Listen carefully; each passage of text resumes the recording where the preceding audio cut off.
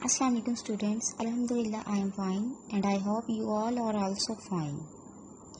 As you are promoted in 10th class, so we are going to start our 10th class physics.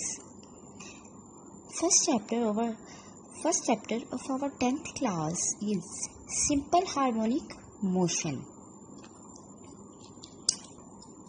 Simple harmonic motion. अब इस चीज में आप लोगों को सिंपल का मतलब हमारे पास आ जाता है सादा, मोशन हरकत। जो नया लफ्ज है हमारे पास वो है हार्मोनिक।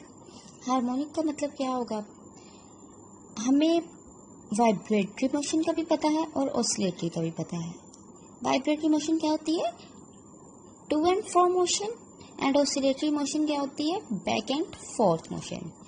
जब यही वाइब्रेटरी या ऑसिलेटरी मोशन एक स्पेशल काइंड की हो जाए, एक स्पेशल डायरेक्शन में हो इसकी मोशन, तो इस तरह की वाइब्रेटरी और ऑसिलेटरी मोशन को हम कह देते हैं कि ये हार्मोनिक मोशन है।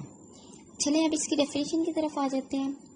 अ स्पेशल काइंड ऑफ वाइब्रेटरी और oscillatory motion is called simple harmonic motion. एक स्पेशल किस्म की वाइब्रेटरी या ऑसिलेटरी मोशन को हम कहते हैं सिंपल हार्मोनिक मोशन। एग्जाम्पल्स। अब इसके एग्जाम्पल्स हमारे पास जो हैं वो हैं 3 एग्जाम्पल्स हैं जिनको हमने डिटेल में पढ़ना है, स्टडी करना है। Okay, let's start. Mass attach to spring. एक मैस को जब एक स्प्रिंग के साथ अटैच करके उसको मूव करवाया जाता है तो किस किस्म की वो मोशन करता है, उस मोशन की स्टडी को हम कहेंगे simple harmonic motion. Motion of a ball placed in a bowl. एक बॉल को जब हम एक बाउल के अंदर रख देते हैं तो इसको एक खास डायरेक्शन में हम वाइब्रेट या ऑसिलेट करवाते हैं, तो इस बाउल के अंदर इस बॉल की जो मोशन होगी उसको भी हम कहेंगे simple harmonic motion. Motion of a bob attach to a spring. एक बॉब को जब एक स्प्रिंग के साथ, एक धागे के साथ या रस्सी के साथ बांध के उसको मूव करवाया जाता है तो उस चीज को हम कहते हैं, उसकी मोशन को सिंपल हार्मोनिक मोशन। इन सब को तो हमने डिटेल में स्टडी करना है one by one. First of all we are going to study mass attach to spring. Okay, let's start. Mass attach to a spring, उसके लिए हमारे पास ये डायग्राम, इस फिगर को हम स्टडी करते हैं। इन फिगर ए, अब हमारे पास ये एक स्प्रिंग है जिसकी एक साइड को हमने एक वॉल के साथ अटैच कर दिया है परमानेंटली। ठीक हो गया।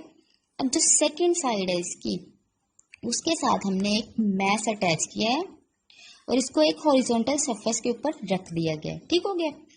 अब हम क्या करेंगे, इस स्टेट में जब इसके ऊपर हम कोई भी फोर्स नहीं लगा रहे हैं, ये मैस जो है रेस्ट कंडीशन में है, कोई भी डिस्प्लेसमेंट कवर नहीं कर रहा है, ना इसके ऊपर कोई फोर्स लग रही है।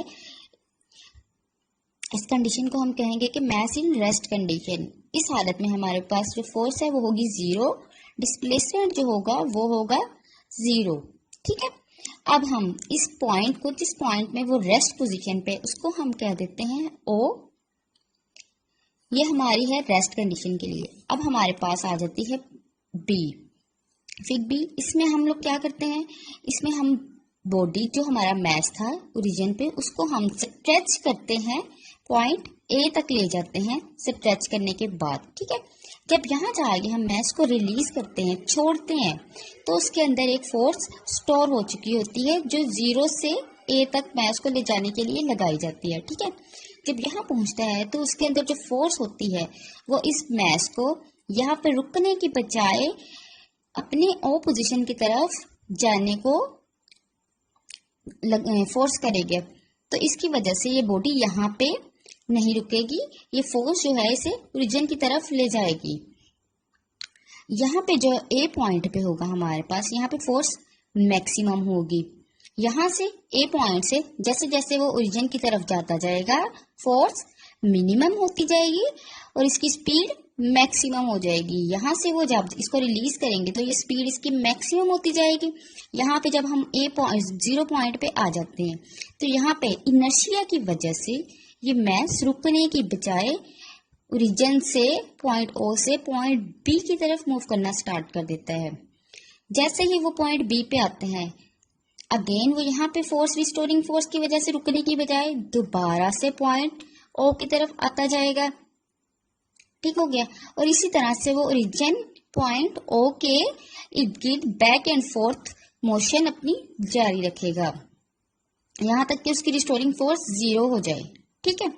अब यहां से उसने पॉइंट 0 से ओ से ए तक जाने के लिए जितना रास्ता कवर किया, जितना डिस्प्लेसमेंट कवर किया, उसको हम कह देंगे एक्स। डिस्प्लेसमेंट को हमने एक्स से रिप्रेजेंट कर दिया। अब हम लोग कहते हैं कि जो मैस के ऊपर फोर्स लगी है उसको ओरिजिन से किसी एक्सट्रीम पोजीशन तक ले जाने के लिए, तो वो हमेशा फोर्स जो उसके अंदर स्टोर हो जाएगी वो always in towards the main position. अब यहाँ तक लेके आए हैं उसको, बॉडी को, मैस को, तो यहाँ पे आके जो उसके ऊपर फोर्स थी, रिस्टोर हो गई थी उसके अंदर फोर्स, वो फोर्स होगी ओरिजिन की तरफ, तो फोर्स की डायरेक्शन होगी हमारे पास ओ की तरफ। ठीक हो गया। ये हमारी होगी स्ट्रेच्ड स्प्रिंग के लिए। अब हम जब इसी स्प्रिंग को कंप्रेस करते हैं, हम इस थर्ड कंडीशन की तरफ आ जाते हैं, सी की तरफ।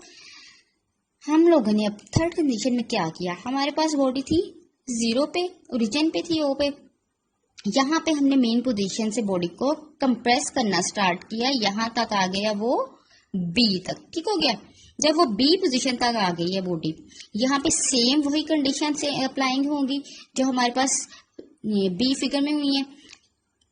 उसके अंदर जब हम लोग फोर्स लगा के उसको पोजीशन ओरिजिन 0 से ओ से डी की तरफ लेके जाएंगे, तो यहाँ पे आके उसके अंदर फोर्स जो स्टोर हो जाएगी, जिसको हमने रिस्टोरिंग फोर्स का नाम दिया है, वो इसको यहाँ पे रुकने की नहीं देगी। रुकने की बजाय बॉडी अगेन मूव करेगी टुवर्ड्स मेन पोजीशन, उसकी रिस्टोरिंग फोर्स।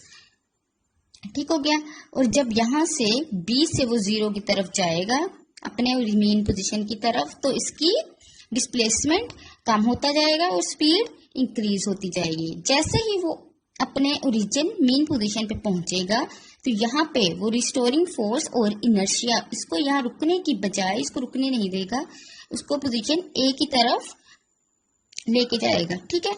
इसी तरह से वो ए से दोबारा ओ की तरफ आएगा रिस्टोरिंग फोर्स की वजह से, और यहाँ पे ओ के ऊपर आके इसको अगेन जो इसका इनर्शिया है वो मैस को बगैर स्टॉप किए बी की तरफ ले जाएगा, और इसी तरह से अपनी बैक एंड फोर्थ मोशन ए और बी के दरमियान कंटिन्यू रखेगा। ठीक हो गया। अब हम चलते हैं इसकी डेरिवेशन की तरफ। ओके, अब हम आ जाते हैं इसकी डेरिवेशन की तरफ। हमने कहा जो फोर्स है वो डायरेक्टली प्रोपोर्शनल टू है displacement, f is directly proportional to x. अब हमने यहाँ नेगेटिव साइन क्यों लगाया है, क्योंकि उसका डिस्प्लेसमेंट जो है वो हमेशा मेन पोजीशन की तरफ होगा। अगर हम प्रोपोर्शनैलिटी साइन को कांस्टेंट के साथ रिप्लेस करें, इसकी जगह पे हम एक कांस्टेंट लगा सकते हैं, f is equal to minus k x. अब हमारे पास ये k है प्रोपोर्शनैलिटी कांस्टेंट।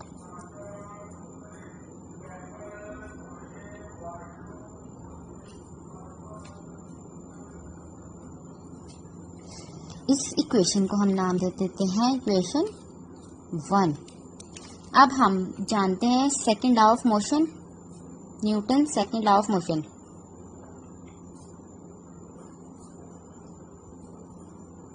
क्या होता है second law of motion? F is equal to m a. ठीक हो गया। इसको हम नाम दे देते हैं इक्वेशन 2 का। अब हमारे पास ये दो इक्वेशंस आ गई हैं, इनकी एक साइड हमारे पास इक्वल है, तो हम इनको कंपेयर कर सकते हैं। कंपेयरिंग 1 and 2,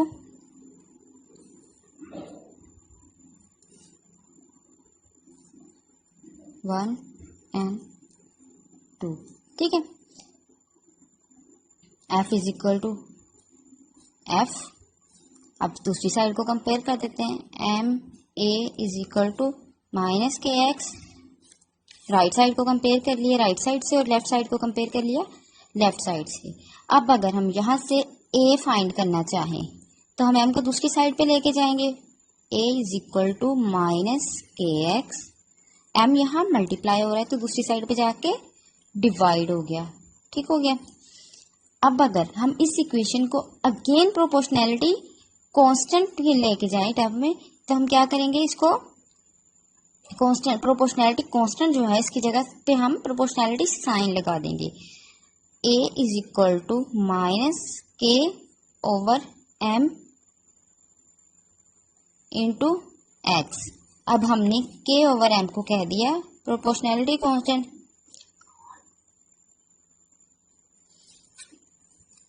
ठीक हो गया।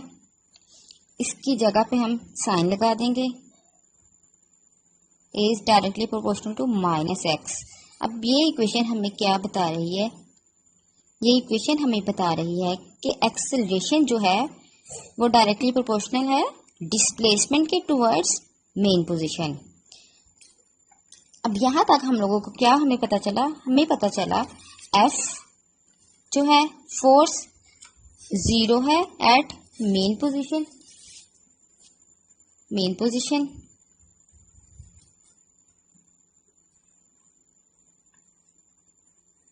सिमिलरली डिस्प्लेसमेंट जो है वो 0 है मेन पोजीशन पे, ठीक है, और स्पीड जो है वो मैक्सिमम है मेन पोजीशन पे, फोर्स मैक्सिमम है एक्सट्रीम पे, डिस्प्लेसमेंट भी मैक्सिमम है एक्सट्रीम पोजीशन पे। अब हम आ जाते हैं इसके टाइम पीरियड की तरफ। अब हम आ जाते हैं इसके टाइम पीरियड की तरफ। ठीक है, इसका टाइम पीरियड फाइंड करने के लिए हमारे पास फॉर्मूला है t is equal to 2 pi under root m over k। हाँ, इसमें हमारे पास m है मैस, k है प्रोपोर्शनैलिटी कांस्टेंट, पाई कांस्टेंट है, 2 भी एक कांस्टेंट वैल्यू है, t है टाइम पीरियड। अब ये कितना टाइम लेगा एक राउंड ट्रिप कंप्लीट करने के लिए, एक oscillation from mean position to extreme positions, उसके लिए हम ये फार्मूला अप्लाई करेंगे, इसमें वैल्यूज पुट करेंगे तो हमारे पास उसका टाइम पीरियड आ जाएगा। Okay students, I hope you understand. Allah Hafiz.